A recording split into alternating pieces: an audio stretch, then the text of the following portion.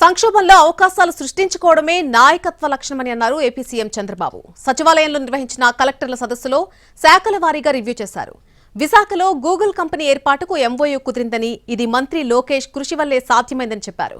కొత్తగా 20 విధానాలు తీసుకొచ్చామని, 20 లక్షల మందికి ఉద్యోగ అవకాశాలు కల్పించేలా కృషి చేస్తున్నామని అన్నారు. అమరావతి కోసం ఇప్పటికే 31,000 కోట్లు సేకరించామని చెప్పారు ముఖ్యమంత్రి. 2027 లోపు పోలవరం ప్రాజెక్టు పూర్తి చేయాలని నిర్ణయించామన్నారు. 3 నెలలకు కలిపి ఒకేసారి పెన్షన్ ఇచ్చే విధానం తెచ్చామన్నారు. ఇక వచ్చేడాది స్కూళ్ల ప్రారంభం నాటికి ఖాళీగా ఉన్నటువంటి టీచర్ పోస్టులన్నీ భర్తీ చేస్తామని చెప్పారు. 60% పైగా ఫిర్యాదులు భూ సమస్యలపైనే వస్తున్నాయన్నారు. వీటిని వీలైనంత త్వరగా పరిష్కరించాలన్నారు సీఎం చంద్రబాబు.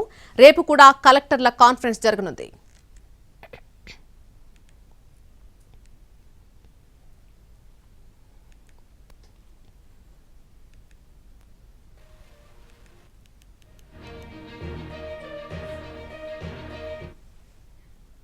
వైసీపీ హయాంలో భూ కబ్జాలు జరిగాయన్నారు సీఎం చంద్రబాబు. ఇసుక దోపిడీ యథేచ్ఛగా సాగిపోయిందని తెలిపారు. మద్యం, గంజాయి బ్యాచ్లు చెలరేగిపోయాయని మండిపడ్డారు సీఎం.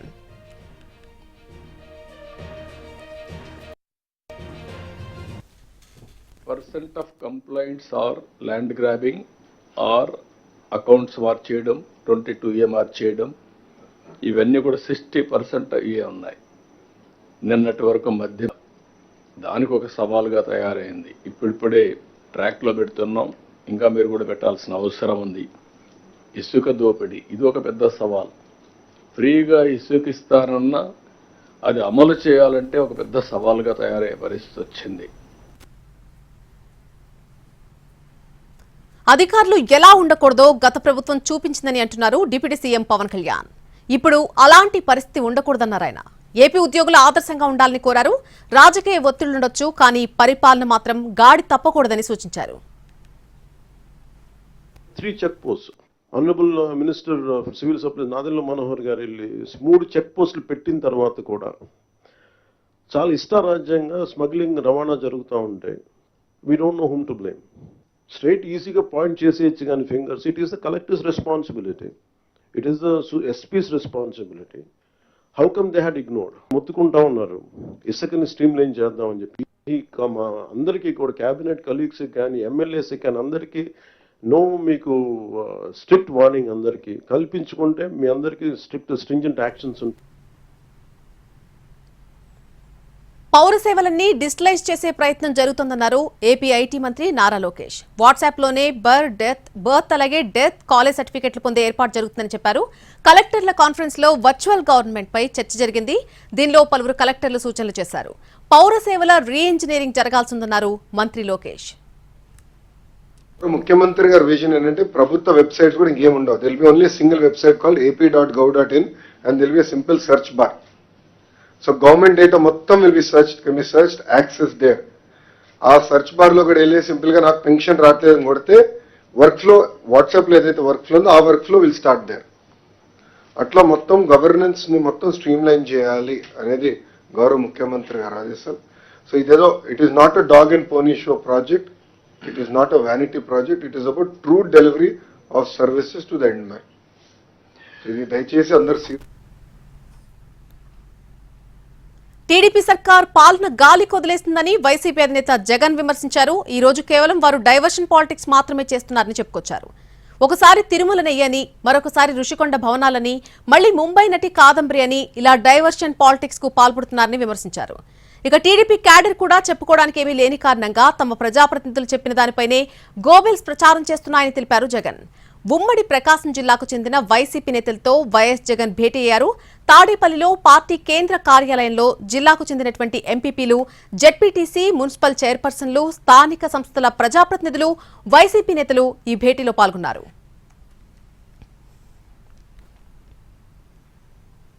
రేషన్ అక్రమ రవాణాకు పాల్పడుతోంది ఎవరని మాజీ సీఎం జగన్ ప్రశ్నించారు. కేంద్ర రాష్ట్ర ప్రభుత్వాల్లో అధికారంలో ఉన్నది వాళ్ల కాదా అంటూ అడిగారు. రేషన్ డీలర్ల నుంచి పోర్టు వరకు అంతా వాళ్లకు సంబంధించిన వాళ్లే ఉన్నారని తెలిపారు జగన్. కానీ వైసీపీ కార్యకర్తలు, నేతలు వ్యవస్థీకృత నేరాలు చేస్తున్నారని, బురద జల్లేందుకు ప్రయత్నిస్తున్నారని విమర్శించారు. ఎమ్మెల్యేలు వాళ్ళు, మంత్రులు వాళ్ళు, కలెక్టర్లు వాళ్ళు, జాయింట్ కలెక్టర్లు వాళ్ళు, పోలీసులు వాళ్ళు ఎంఆర్ఓలు వాళ్ళ అధికారులే, చెక్ పోస్టులు వాళ్ళవి, అన్నీ వాళ్ళవే. ఎన్ని దాటుకొని మళ్ళీ పోర్టుకు వచ్చింతే పోర్టులో కస్టమ్స్ అధికారులు, పోర్టులో సిఐఎస్ఎఫ్ పోలీసులు, ఇవన్నీ కూడా వీళ్ళు పొత్తులో ఉన్న కేంద్ర ప్రభుత్వం మనుషులు. మరి ఇవన్నీ దాటుకొని ఏదైనా మెటీరియల్ బోటులోకి పోగలుగుతుందా? నాకు ఆశ్చర్యం అనిపించింది. అసలు ఏందిరా నాయన, ఇది ఎవరు ప్రభుత్వంలో ఉన్నాము, ఎవడు చేస్తూ ఉన్నాడు అని చెప్పి. వైఎస్ఆర్సీపీలో మన కార్యకర్తలు మనోళ్ళందరూ వ్యవస్థీకృత నేరాలంట. అసలు వ్యవస్థీకృత నేరాలు చేస్తూ ఉండేది ఎవరు? చేస్తూ ఉండేది వాళ్ళు, చేసింది వాళ్ళు. ఏపీలో సుదీర్ఘ తీర ప్రాంతాన్ని సమ్మిళిత అభివృద్ధి కోసం సద్వినియోగం చేసుకోవాలని టీడీపీ సర్కార్ భావిస్తోంది. ఈ క్రమంలో పోర్టు ఆధారిత అభివృద్ధి, పారిశ్రామిక ప్రాజెక్టులు, షిప్ బిల్డింగ్ క్లస్టర్లు, లాజిస్టిక్స్ కోసం ప్రత్యేకంగా ఏపీ మ్యారిటైమ్ పాలసీని విడుదల చేసింది. మొత్తంగా 2024-29 ఐదేళ్లకు గాను ఈ పాలసీ తీసుకొచ్చింది సర్కార్. ఏపీ మ్యారిటైమ్ విజన్ ను ఆవిష్కరించడంతో పాటు భారీ ఎత్తున పెట్టుబడులను ఆకర్షించేలా కొత్త విధానం ఉంటుందని తెలిపింది. 2030 నాటికి భారత మ్యారిటైమ్ గేట్వేగా ఏపీని మార్చేందుకు వీలుగా కార్యాచరణ రూపొందించడమే దీని ప్రధాన ఉద్దేశమని వివరించింది. అంతేకాదు ప్రపంచ స్థాయిలో మౌలిక సదుపాయాల కల్పన, ఉపాధి అవకాశాలు కల్పించేలా ఈ మ్యారిటైమ్ విధానం ఉంటుందని వెల్లడించింది.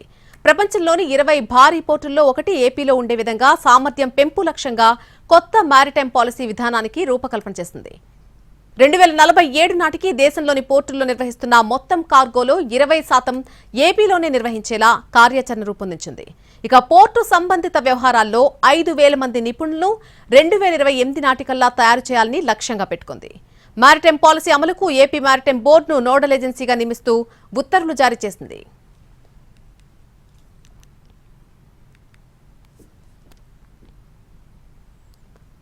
తెలంగాణలో కొత్తగా ఎన్నికైన ఎమ్మెల్యేలు, ఎమ్మెల్సీలకు శిక్షణా తరగతులు నిర్వహించారు. రేపు కూడా ఈ తరగతులు జరుగుతాయి. ఇక ఈ వర్క్షాప్ ను బహిష్కరించింది బీఆర్ఎస్ పార్టీ.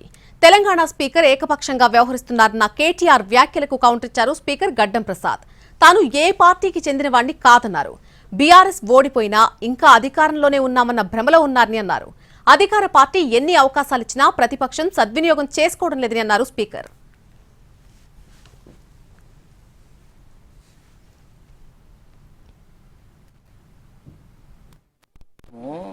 ఎంత మంచి అవకాశం ఇచ్చినా కూడా ప్రతిపక్షాలు సద్వినియోగం చేసుకోలేకపోతున్నాయి.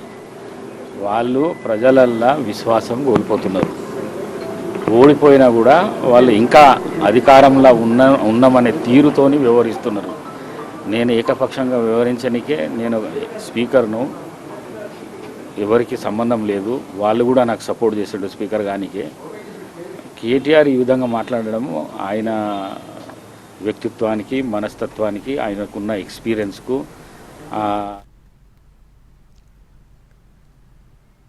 ప్రజాప్రతినిధులు కూడా టీఆర్పీ రేటింగ్ కోసం తాపత్రయపడుతున్నారని అన్నారు మంత్రి శ్రీధర్ బాబు.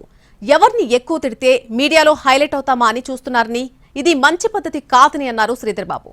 ఉత్తమ పార్లమెంటేరియన్ లాగా అసెంబ్లీలో కూడా ఉత్తమ లెజిస్లేచర్ ను ఎంపిక చేయాలని అన్నారు. ఆలోచనతో మనం అందరం పోతా ఉన్నాం. బడ్జెట్ సమావేశాలు కానీ ప్రధానంగా మనం అందరం కూడా ఎన్నిక కాబట్టి శాసనసభ్యులంగా ఎన్నిక కావాలంటే శాసనసభకు రావాలి, మనం శాసనసభలో కూర్చోవాలి, శాసన మండలిలో కూర్చోవాలి, మనం మాట్లాడాలి, అనేక అంశాలపై మనం మాట్లాడాలి, రాష్ట్ర వ్యాప్తంగా ఉన్న అనేక సమస్యలపై మాట్లాడాలి, పరిష్కార మార్గాలు చెప్పే విధంగా ఇటు ట్రెజరీ బెంచెస్ తెలంగాణ తల్లి విగ్రహాన్ని మార్చి తెలంగాణను తామే తెచ్చామండం సరికాదన్నారు మాజీ మంత్రి హరీష్ రావు. తెలంగాణ తల్లి విగ్రహాన్ని రాష్ట్రంలో ఎక్కడా పెట్టలేదని చెప్పడం దారుణమన్నారు. రాష్ట్రంలో లక్షల విగ్రహాలున్నాయని అవన్నీ మార్చేస్తారా అంటూ ప్రశ్నించారు. మాట్లాడితే ప్రజలంత అమాయకులు కాదు కదా, ప్రజలు పోరాడి సాధించుకున్న తెలంగాణ ఇది. కేసీఆర్ గారి నాయకత్వంలో ప్రజలు పోరాడి సాధించిన తెలంగాణ ఈ తెలంగాణ. రేవంత్ రెడ్డి గారు అసలు తెలంగాణ తల్లి విగ్రహమే ఎక్కడ పెట్టలేదు అధికారికంగా అని మాట్లాడినారు. నిన్న మన సంగారెడ్డి జిల్లాలో పెట్టాం కదా బైసాబ్.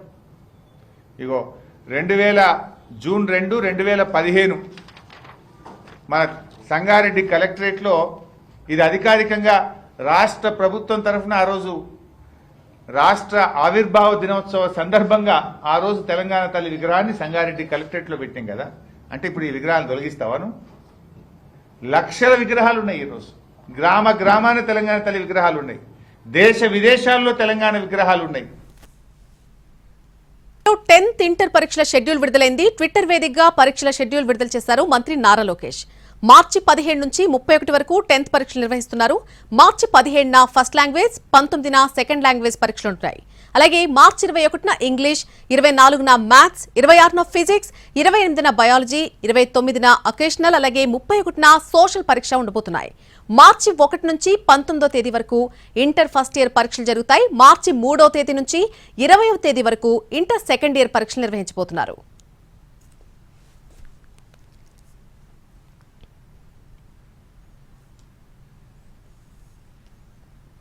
మాజీ మంత్రి పేర్ని నాని భార్య పేర్ని జయసుధపై బందర్ పోలీస్ స్టేషన్లో కేసు నమోదైంది. గత ప్రభుత్వ హయాంలో బందరు మండలం పొట్లపాలెంలో జయసుధ పేరుపై ఒక గొడౌన్ నిర్మించారు. ఆ గొడౌన్ ను సివిల్ సప్లైస్ కు బఫర్ గొడౌన్ గా అద్దెకిచ్చారు. 10 రోజుల క్రితం వార్షిక తనిఖీల్లో భాగంగా గొడౌన్ లో తనిఖీ చేసిన సివిల్ సప్లైస్ అధికారులు స్టాక్ లో తేడాలున్నట్టుగా గుర్తించారు. 185 టన్నుల పీడీఎఫ్ బియ్యం మాయమైనట్టు నిర్ధారించారు. పేర్ని నాని సతీమణి జయసుధతో పాటు గొడౌన్ మేనేజర్ మానసా తేజపై కేసు నమోదు చేశారు.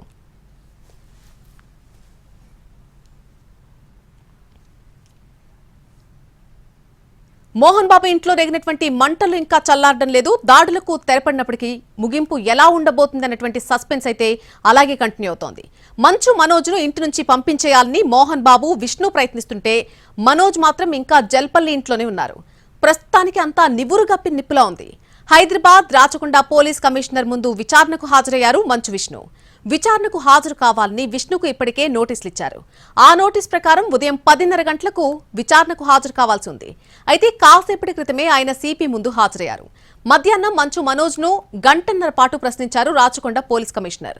గొడవకు సంబంధించినటువంటి అన్ని ప్రశ్నలు అడిగి తెలుసుకున్నారు. వివాదానికి సంబంధించి మంచు మనోజ్ వర్షన్ తీసుకున్నారు. ఇక ₹1,00,000 వ్యక్తిగత బాండ్ కూడా తీసుకున్నారు. ఇప్పుడు విష్ణు నుంచి కూడా ₹1,00,000 బాండ్ తీసుకోబోతున్నారు. మోహన్ బాబు ఇంట్లో ఏదైనా ఘర్షణ జరిగితే బాధ్యత తీసుకోవాలన్నారు సిపి. కాంటినెంటల్ హాస్పిటల్లో చికిత్స పొందుతున్నారు ప్రస్తుతం మోహన్ బాబు. మరొక 2 రోజులు ఆయన హాస్పిటల్లోనే ఉండబోతున్నట్టుగా తెలుస్తోంది. రేపు కాంటినెంటల్ ఆసుపత్రి దగ్గర మీడియాతో మాట్లాడతానంటూ మోహన్ బాబు ఇప్పటికే ప్రకటించారు కూడా. ఇక ఉదయం మోహన్ బాబు హెల్త్ బులెటిన్ విడుదల చేశారు. ఎడమ కంటికి స్వల్ప గాయమైందని ఫేస్ సిటీ స్కాన్ చేసినట్టుగా చెప్పారు. మోహన్ బాబుకు బీపీ లెవెల్స్ కూడా పెరిగిపోయాయని అంటున్నారు వైద్యులు.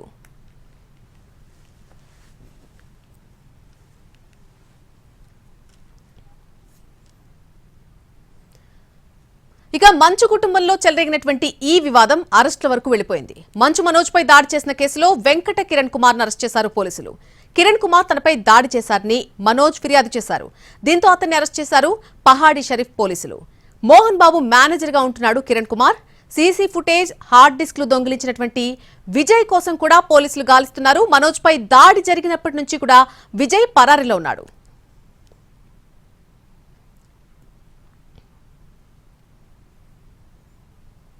హైకోర్టును ఆశ్రయించారు హీరో అల్లు అర్జున్. సంధ్యా థియేటర్ ఘటనలో నమోదైన కేసును కొట్టేయాలని పిటిషన్ వేశారు.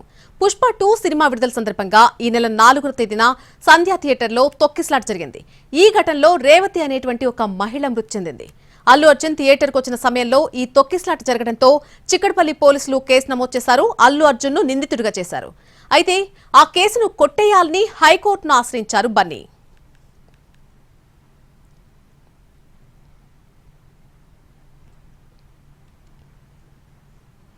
ఏపీలో హెల్మెట్లు ధరించడాన్ని సరిగ్గా అమలు చేయకపోవడంపై ఆంధ్రప్రదేశ్ హైకోర్టు అసహనం వ్యక్తం చేసింది.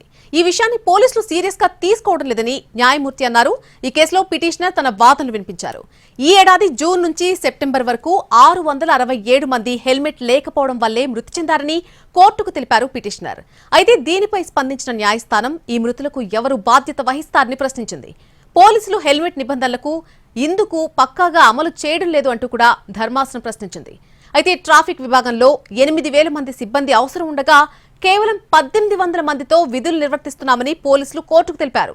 ఫైన్లు వేసినా కట్టడి కావడం లేదని న్యాయస్థానానికి నివేదించారు.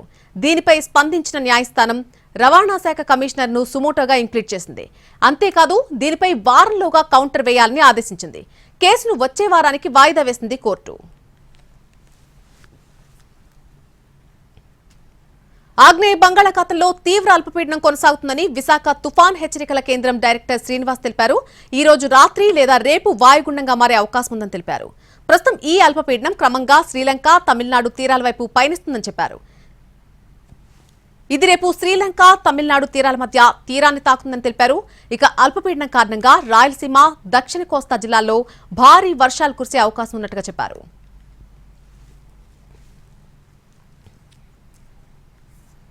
Back to news. పార్లమెంటు ప్రాంగణంలో కాంగ్రెస్ పార్టీ, ఇండియా కూటమి పక్షాలు నిరసన కొనసాగింది. అదానీ వ్యవహారంపై విచారణ కోసం 6 రోజులుగా ప్రతిపక్షాలు ఆందోళన నిర్వహిస్తున్నాయి. ఈ రోజు కూడా ప్రతిపక్ష నేత రాహుల్ గాంధీ ఆధ్వర్యంలో వినూత్న రీతిలో నిరసన ప్రదర్శన చేశారు. గులాబీ పుష్పం, జాతీయ జెండాను అధికార పక్షాల ఎంపీలకు, మంత్రులకు అందజేశారు ప్రతిపక్ష నేత రాహుల్ గాంధీ.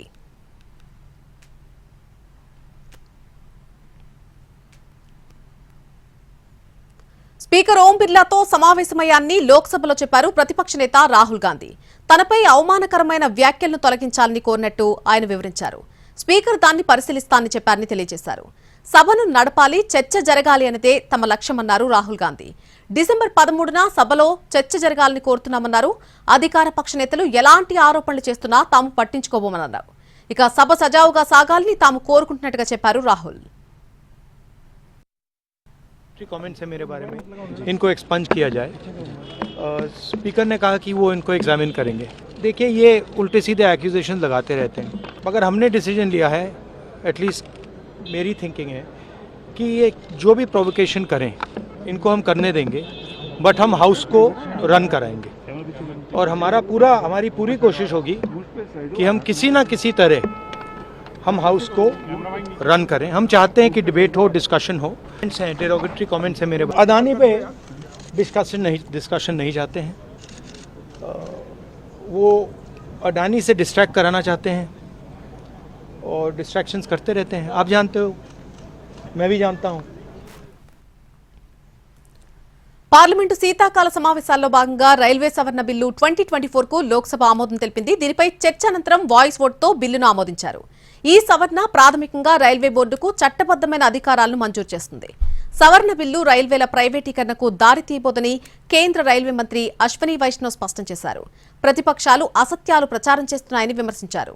రాజ్యాంగంపై ప్రతిపక్షాలు చేస్తున్న బూటకపు ప్రచారం ఇప్పటికే బయటపడిందని, రైల్వేలపై చేస్తున్న అబద్దం కూడా విఫలమవుతుందని విమర్శించారు. సవరణ బిల్లు 2024 రైల్వే బోర్డు పనితీరు, స్వతంత్రతను పెంపొందించడమే ఉద్దేశంగా ఉన్నట్టుగా తెలిపారు. రైల్వే చట్టం 1989, ఇండియన్ రైల్వే బోర్డు చట్టం ఏకీకరణ దిశగా ప్రభుత్వం ముందుకు సాగుతుందని తెలిపారు. అభివృద్ధి చెందిన దేశాలు 20 ఏళ్లలో చేసినటువంటి పనిని భారత్ 5 ఏళ్లలో చేసిందని లోక్సభలో వెల్లడించారు ఆయన. భారతీయ రైల్వే బోర్డు చట్టం 1905ని రైల్వే చట్టం 1989లో అనుసంధానం చేసేందుకు రైల్వే అమెండ్మెంట్ బిల్ 2024ను తీసుకొచ్చినట్టుగా తెలిపారు. దీనిని గత పార్లమెంట్ సమావేశాల్లోనే లోక్సభలో ప్రవేశపెట్టగా ఇవాళ ఆమోదించారు.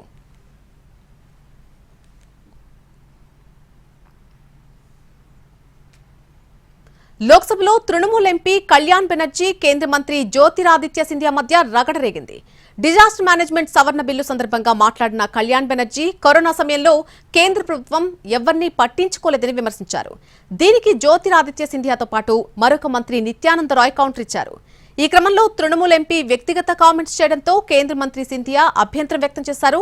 వ్యక్తిగత కామెంట్స్ చేస్తే మేం చేసే రివర్స్ కామెంట్లకు కూడా సిద్ధంగా ఉండాలని జ్యోతిరాదిత్య సింధియా హెచ్చరించారు. ఇరువురి మధ్య రగడ పెద్దది కావడంతో స్పీకర్ ఓం బిర్లా సభను కాసేపు వాయిదా వేశారు. सब्जेक्ट में आ रहा है, क्या सोचते हैं आप? सुंदर है तो सब कुछ है, सिंधिया फैमिली का है तो राजा है क्या? हम लोग क्या है? आप लोग क्या सोचते हैं आप? Don't do it. बहुत सुंदर देखता है बोलते हैं नहीं है. सिंधिया जी आप बहुत सुंदर देखते हैं, ये नहीं है जो आप सुंदर आदमी है. आप सुंदर देखने ये नहीं है जो आप सुंदर आदमी है. आप भी वीरन. లోక్సభ తిరిగి ప్రారంభమైన తర్వాత తన వ్యాఖ్యలపై కళ్యాణ్ బెనర్జీ క్షమాపణలు చెప్పారు. తాను చేసిన వ్యాఖ్యలు ఎవరినైనా బాధించి ఉంటే క్షమించాలని కోరారు.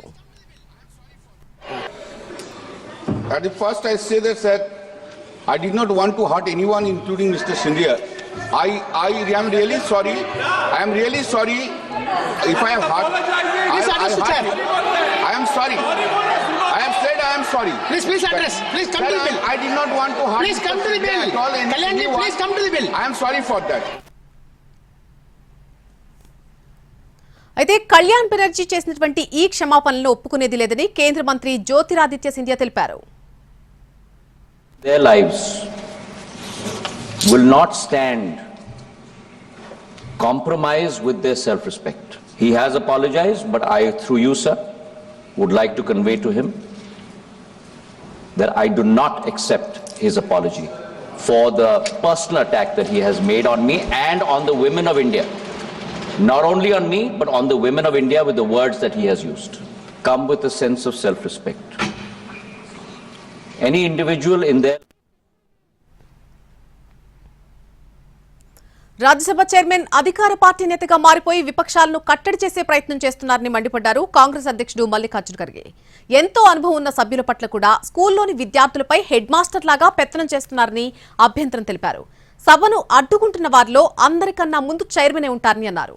విపక్ష సభ్యులు కీలకమైన అంశాలను లేవనెత్తినప్పుడు సమయం ఇవ్వకుండా ప్రభుత్వానికి అండగా నిలుస్తున్నారని మండిపడ్డారు. చైర్మన్ తన ప్రమోషన్ కోసమే ఇలా వ్యవహరిస్తున్నారని ఆరోపించారు మల్లికార్జున ఖర్గే.